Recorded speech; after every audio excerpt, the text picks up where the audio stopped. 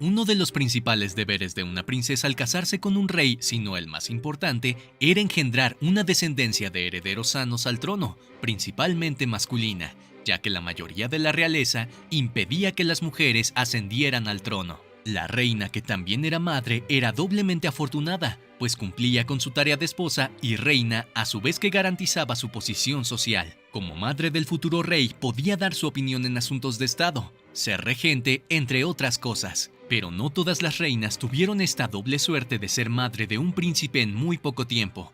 Algunas pasaron años esperando un hijo y vieron amenazada su posición social. Teniendo esto en cuenta, hemos enumerado las 4 reinas que más tardaron en dar a luz a un heredero varón.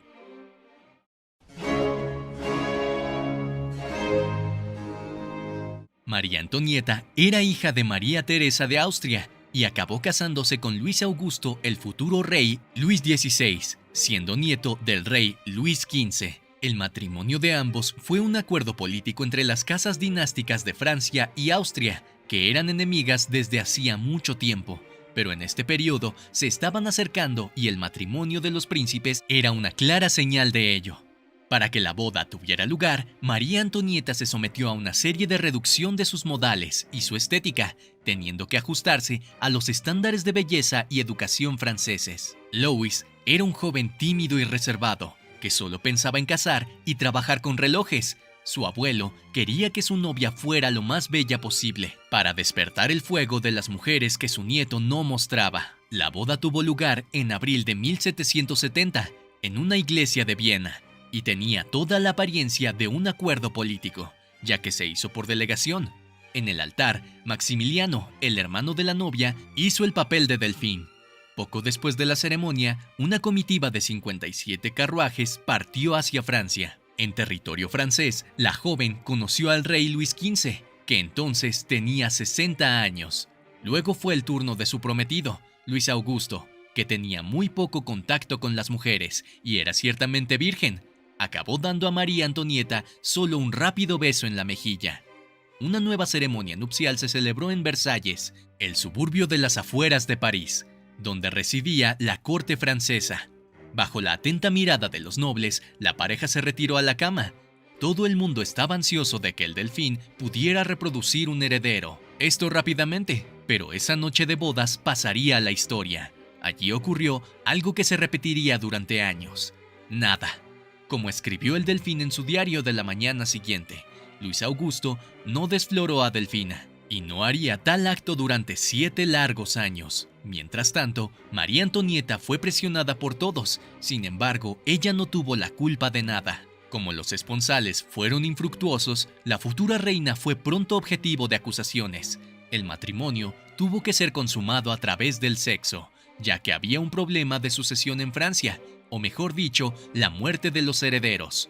Luis XV, bisnieto del rey Sol, había subido al trono a la edad de 5 años, tras la muerte de su abuelo, de su padre y de sus 2 hermanos mayores antes de convertirse en delfín, por lo que también era la forma de que llegaba a la sucesión de Luis Augusto. Era esencial que los futuros herederos formaran una familia. Sin embargo, Luis trataba a su esposa con indiferencia y frialdad.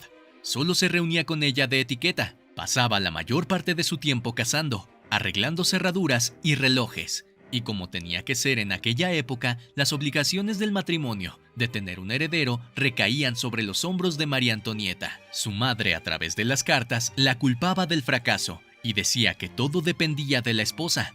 A través de una actitud sumisa, dócil y agradable hacia su marido, las cosas fluirían. La única obligación de la esposa de un príncipe heredero debe ser complacer y obedecer a su hombre. Se creía que el joven delfín tenía fimosis y por ello cada vez que intentaba practicar la actividad coital sentía mucho dolor en su bilao y desistía. Solo después de una visita al médico pudo realizar el coito y finalmente se produjo un heredero tras 7 años de matrimonio. Nicolás nació en 1868 y Alexandra en 1872. Tras el funeral de su padre, el zar Alejandro III, en 1894, Nicolás se casó con Alicia de Hesse, que se convirtió en su esposa y cambió su nombre por el de Alexandra Feodorovna al convertirse a la Iglesia Ortodoxa rusa. La boda se celebró en la capilla del Palacio de Invierno de San Petersburgo el 26 de noviembre de 1894. Fue una boda victoriana, serena y correcta por fuera, pero basada en un amor físico intenso y apasionado. A diferencia de otros matrimonios reales, la boda de ambos se llevó a cabo por voluntad de los dos, ya que estaban enamorados, aún enfrentándose a la oposición de sus padres, de la reina Victoria y de Rusia. La pareja tuvo una vida matrimonial muy feliz. Sin embargo, a pesar de la felicidad de la pareja, la emperatriz vivió un drama. Dio 4 hijas a Nicolás y a Rusia, pero sufrió para conseguir un heredero varón. Y cuando lo consiguió, siguió sufriendo, porque el niño tenía una grave enfermedad, la hemofilia. Tal vez debido a su timidez infantil, la emperatriz Alexandra nunca llegó a desempeñar el papel público que se le exigía. Se convirtió en una emperatriz demasiado pronto. No aprendió todos los requisitos de la corte. Compitió por la atención con su suegra y fue vista como una aburrida por la mayoría de la sociedad. La falta de un heredero varón empeoró esta situación. La primera hija de la pareja nació en 1895. Pero el 12 de agosto de 1904, Alex dio a luz a un niño. El niño recibió el nombre de Alexei. Parecía un buen presagio, una señal de esperanza. 6 semanas más tarde, la pareja imperial se mostró aprensiva, pues apareció una hemorragia en el ombligo de Alexei. Pasaron los meses. Alexei ya se mantenía erguido en su cuna. Comenzó a levantarse y empezó a caminar. Al tropezar y al caer aparecieron pequeñas manchas en las piernas y los brazos. En pocas horas, las manchas se hinchaban y adquieren un color azulado. Bajo la piel, la sangre no se coaguló. La terrible sospecha de sus padres se confirmó. Alexei tenía hemofilia. Oculta a la vista del público, escondida en los rumores, actuando desde dentro, esta tragedia oculta cambiaría la historia de Rusia y del mundo. El secreto de la enfermedad de Alexei permaneció oculto y bien guardado en los límites interiores de Tsarskoye-Selo, la ciudad del zar, y la emperatriz llegó a creer que la única persona que podía curar a su hijo era el monje Rasputín. La princesa Isabel se casó con el conde de Eu el 15 de octubre de 1864. Este matrimonio fue concretado como muchos matrimonios de la época, y los novios se conocieron poco antes de pasar por el altar. La complicidad y lealtad entre ambos se hizo desde el principio. Sin embargo, vivieron casi una década el drama de no engendrar un heredero al trono brasileño.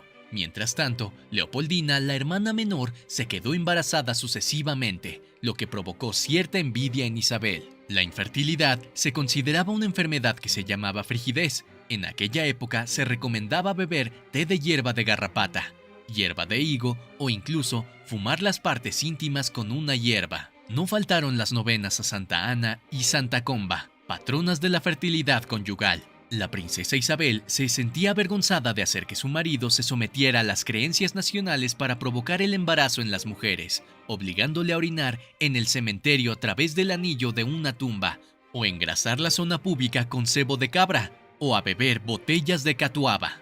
La llevaría a una primitiva. Además del deseo de su madre de tener un hijo, a la princesa Isabel le quedaba el tema de la sucesión, ya que si no tenía heredero, el trono sería probablemente ocupado a la muerte de Pedro II por su sobrino, Pedro Agustino. La infertilidad de la princesa Isabel ya había creado expectativas en Pedro Augusto, el príncipe maldito, cuya historia ya hemos contado aquí en el canal. La princesa Isabel comenzó a recurrir a un tratamiento de hidroterapia que creía aconsejable para su supuesta esterilidad. Así viajó a varias ciudades brasileñas utilizando esta terapia para intentar quedarse embarazada. El procedimiento de hidroterapia consistía en la aplicación externa, duchas e interna de agua. Externa en forma de aspersión, baños y aplicación de toallas húmedas. Interna con la ingesta de abundantes cantidades de agua, la mayoría de las veces fría o helada.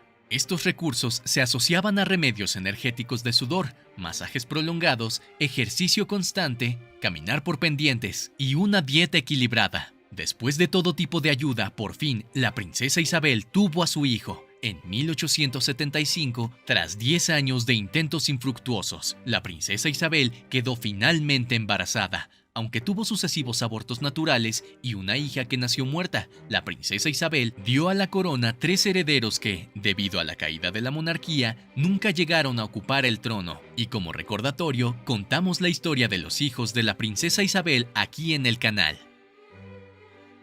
Luis XIII de Francia y la infanta española Ana de Austria tuvieron un matrimonio infeliz, lleno de acusaciones y cargado de desconfianza. El matrimonio tuvo lugar el 21 de noviembre de 1615 y ambos solo tenían 15 años en el momento de la unión. El matrimonio fue concentrado por María de Médicis, la reina madre de Francia, que era regente de Luis XIII. Luis no parecía estar preparado para esa responsabilidad. El soberano era frágil, inmaduro y muy tímido, y aún no había dejado la pubertad. La noche de la boda fue conducido por su madre y empujado al lecho matrimonial. Los encuentros íntimos eran escasos y controlados por María de Médicis. Aparte de la juventud del rey y la propia reina, María de Médicis hizo todo lo posible para que su vida matrimonial no funcionara. Otra cosa que hizo que Luis odiara a su esposa fue el hecho de que era española.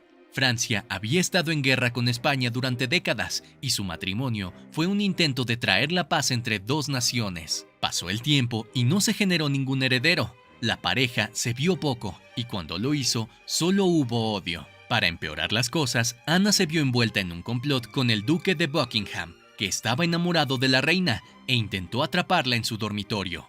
Esta trama inspiró el libro de los 3 mosqueteros de Alexandre Dumas. En 1635, Francia entró en guerra contra España. Esta guerra era deseada por el consejero del rey, el cardenal Richelieu, que también odiaba a Ana de Austria, por lo que Ana, que tenía una buena relación con su familia, intentó trabajar como espía. Sin embargo, Richelieu también tenía sus espías, que lograron interceptar las cartas de la reina, y en 1637 tendió una trampa. La reina fue detenida e interrogada, obligada a confesar por orden del rey. Parecía que todo estaba perdido para Ana, de casi 40 años, sin la confianza y el aprecio de su marido, y atrapada en un juego de intriga de espías en plena guerra. Pero a principios de 1638, la reina se dio cuenta de que estaba embarazada y el 5 de diciembre, tras un embarazo sin incidentes, dio a luz a un niño, al que pusieron de nombre Luis Deodato, el futuro rey Luis XIV. Cuando su primer hijo, Luis, nació el 5 de septiembre de 1638, la reina estaba a pocos días de cumplir 37 años. 2 años después nació Felipe, duque de Orleans. Fueron más de 2 décadas sin ningún heredero. Mientras tanto, Ana era una reina constantemente amenazada, ya sea por no engendrar un heredero o por no ser del agrado de su marido.